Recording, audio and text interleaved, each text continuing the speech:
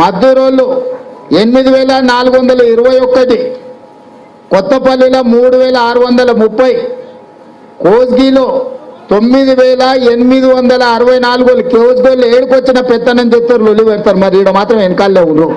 ఏదో చూడు, వేదిక మీద కూడా రఘు ఉన్నాడు, విజయ్ ఉన్నాడు, ఈడ నరేందర్ ఉన్నాడు.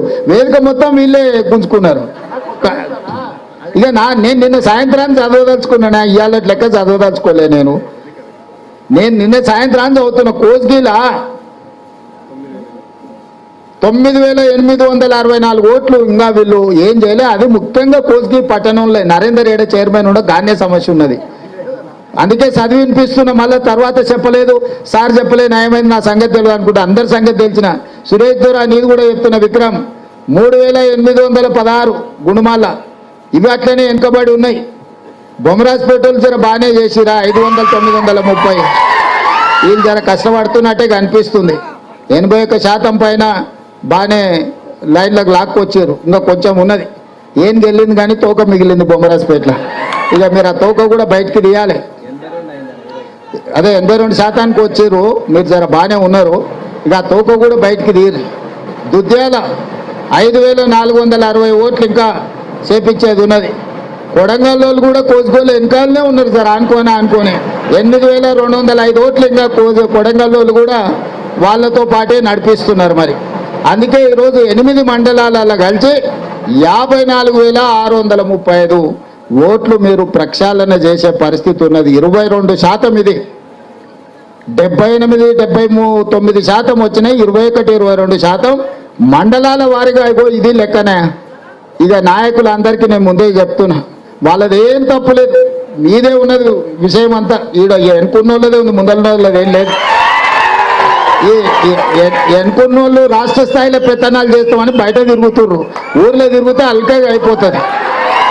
ప్రతి లీడర్కి వేదిక మీద ఉన్న వాళ్ళు చెప్తారు, అన్ని ఊర్లు తిరగాల్సింది ఎలక్షన్లప్పుడు ప్రచారానికి. ఎట్లా పోయిందో 2023 నవంబర్లో ఎట్లయితే ఊరూరు తిరిగి ఓట్లేయమని అడిగినరో మండల నాయకులు, ప్రతి ఊరికి పోయి సమావేశం పెట్టి ఛాయ్ తాగి ఆడ కూర్చొని ఆ ఊర్లో అందరిని పిలిపించి, మన ముఖ్యమైన నాయకులందరిని పిలిచి, బిఎల్ఏ పేరేదో రాసి ఉంటారు, పిల్లగాడు ఎవరు చదువుకున్నాడని.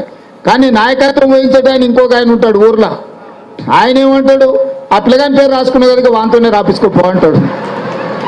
నన్ను అడిగినవా, నాకు చెప్పినవా అంటాడు.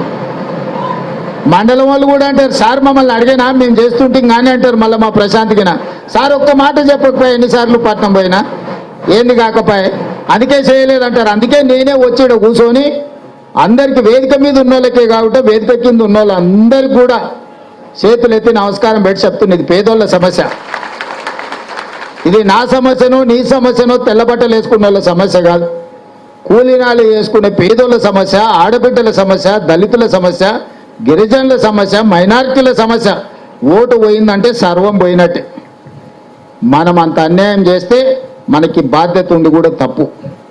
అందుకే సర్పంచులు కానీ, స్థానికంగా ఉండే నాయకులు కానీ, మండల స్థాయి నాయకులు కానీ పూర్తిగా దీని మీద ప్రత్యేకమైన దృష్టి పెట్టి పని చేసి ఏ ఒక్కరికి అన్యాయం జరగకుండా దీన్ని అంతా కూడా ప్రక్షాళన చేయాలి.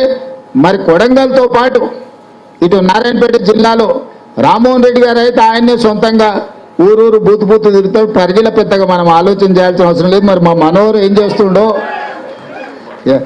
ఎకరాలు కొని గజాల బకరాలకు అమ్ముతూనేమో తెలియదు, కానీ అదొక 10 రోజులు మా మనోహర్ వాయిదా పెట్టాల్సిందే. ఎకరాలు కొని బకరాలకు అమ్మేది ఒక 10 రోజులు సెలవు పెట్టి బూత్ వైజు తిరగాల్సిందే. అధ్యక్ష, నీది కూడా బాధ్యతనే. జిల్లా మొత్తం శివన నారాయణపేట మా డాక్టర్ అమ్మకు చెప్పి నువ్వే 84. అందుకే చెప్తున్నా, ఇటు ఉన్నోళ్ళ వేదిక మీద ఉన్న వాళ్ళకి అందరికీ నియోజకవర్గాల వారిగా నాకు ఇది ఒక్కటే కాదు, రాష్ట్రం అంతా నా బాధ్యతనే. అందుకే ఇటు ఉన్నోళ్ళందరికీ ఇక్కడ వచ్చిన వాళ్ళకు ఇంట్లో గెలిచి రచ్చ గెలవాలన్నారు. కొడంగల్ అగిన అనే దెబ్బ తగిలిందంటే రాష్ట్రంలో ఏం చెప్పినా ఉత్తజోలే అవుతుంది. అవునా? ఇప్పుడు నేనేనన్నా పోయి కొడంగల్ నుంచి వరంగల్ ఉపాన్యం ఇస్తే కొడంగల్ ఏం చేసినావు సార్, మా దగ్గర చెప్తున్నావు అంటారు. అవునా?